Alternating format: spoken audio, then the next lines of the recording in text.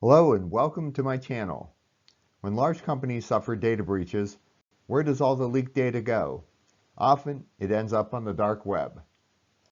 If you're new to this channel, I am Bill Osolinski, a certified information systems security professional with 30 years of experience. Websites on the dark web are not indexed, which means that they don't show up in standard search engine results. Instead, websites on the dark web live in a different part of the internet. Regular websites are part of the surface web.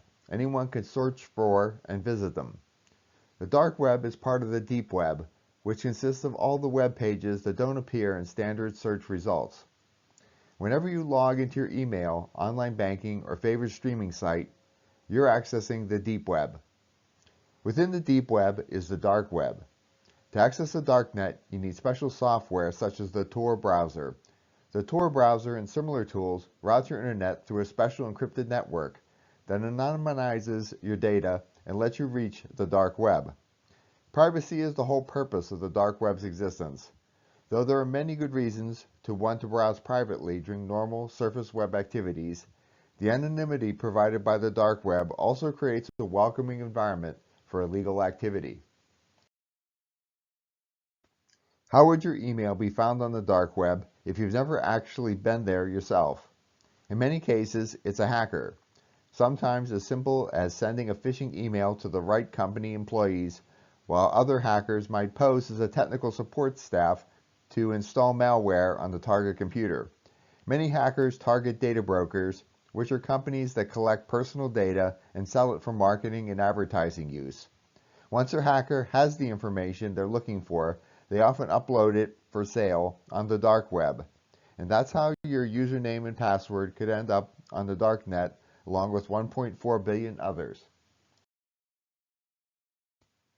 A dark web scan checks the dark web for your information among lists of stolen data, usually from data breaches.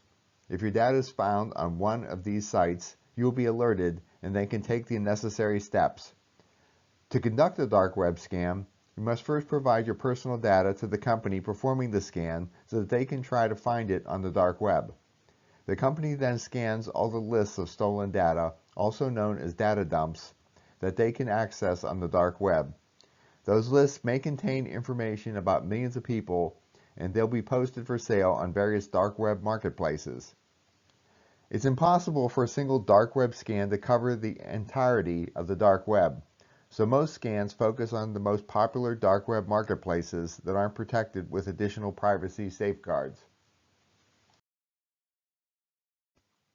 The easiest way to find out if your information is on the dark web is by providing your email address to a dark web scanning service. The scanning service will perform a dark web email scan to see if your address is listed with any of your passwords. Although your email address and passwords are the golden key to a lot of sensitive information, identity thieves are also interested in social security numbers, credit card numbers, and banking information. Dark web scans can search for the information as well, alerting you if they appear for sale on any dark web credit card and banking data lists. If you think you've been affected by a recent data breach, it's time to scan the dark web to see if your information is available for sale.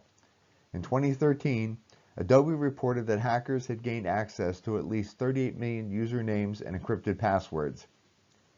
If you were an Adobe subscriber in 2013, it would have been a great time to sign up for a dark web scan to see if your information had been stolen and exposed. Data breaches have grown more frequent in recent years. Here are a few examples of other large companies that have been victims of cyber attacks. Equifax, a credit bureau, was hacked in 2017. The breach affected 143 million people with credit card numbers, social security numbers, and personal documents among stolen information. Quora, the question and answer site, was hacked in 2018. The attack compromised the email addresses and passwords of 100 million people. Starwood, a hotel chain, was also hacked in 2018. Passport numbers, birthdays, addresses, and accommodation info for 500 million people were stolen. EasyJet, a budget airline, was hacked in 2020. The breach exposed the email address and travel plans of 9 million people. With a real-time data breach alert, you might still have enough time to quickly change your passwords to prevent anyone from accessing your accounts. You may think of a dark web scan as web crawlers or data scanners covering every corner of the dark web. In reality, the scope is much more limited. Dark web scans usually look for your data in the large data dumps that appear after a company has been hacked. In addition to these data dumps, dark web scans and monitoring services also crawl blogs, chat forums, and peer-to-peer file sharing networks. Data dumps are commonly traded in dark web marketplaces. Until it was shut down in 2013, the Silk Road was the most infamous dark web marketplace. Although most people associate the Silk Road with drugs and weapons, it was also a place to buy stolen data in bulk. In the wake of the Silk Road's disappearance, several other dark web marketplaces have popped up to meet demand, offering stolen data for sale, among other illegal items. That's all for this presentation. If you found this video helpful, please like and subscribe to my channel. And thank you for watching.